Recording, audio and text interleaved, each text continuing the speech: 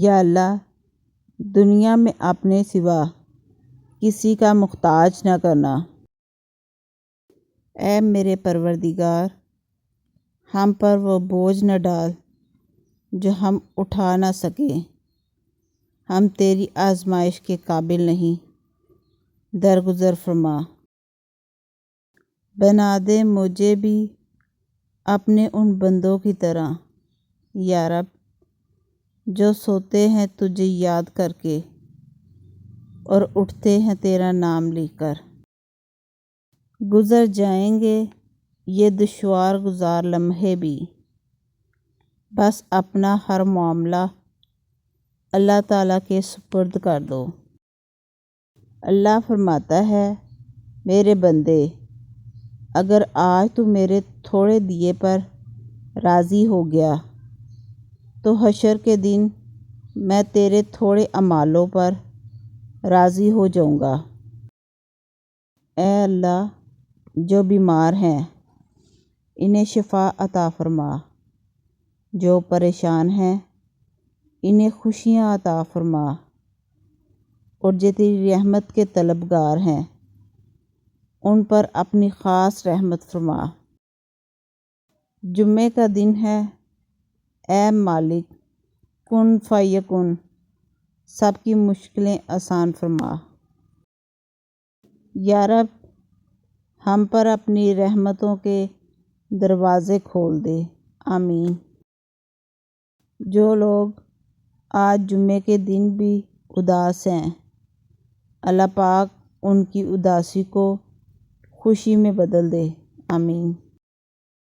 بے شک اللہ تعالیٰ معاف کرنے والا اور معافی کو پسند کرتا ہے۔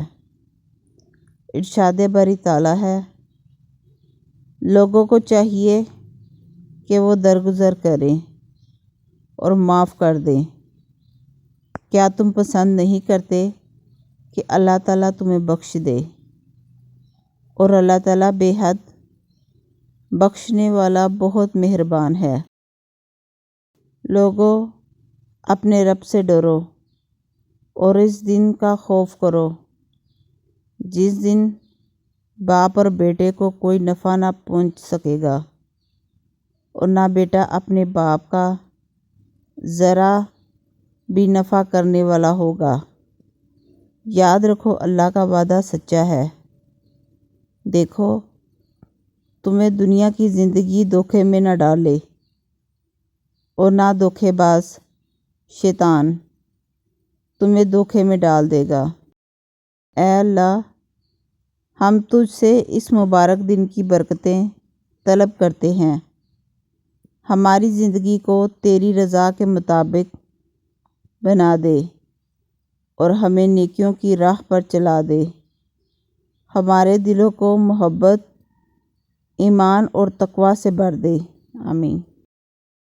رسول اللہ صلی اللہ علیہ وسلم نے فرمایا میرے کئی نام ہیں، میں محمد ہوں، میں احمد ہوں، میں وہ ماہی ہوں جس کے ذریعے اللہ کفر کو مٹاتا ہے، میں وہ حاشر ہوں جس کے قدموں پر لوگ جمع کیے جائیں گے، میں وہ عاقب ہوں جس کے بعد کوئی نبی نہ پیدا ہوگا۔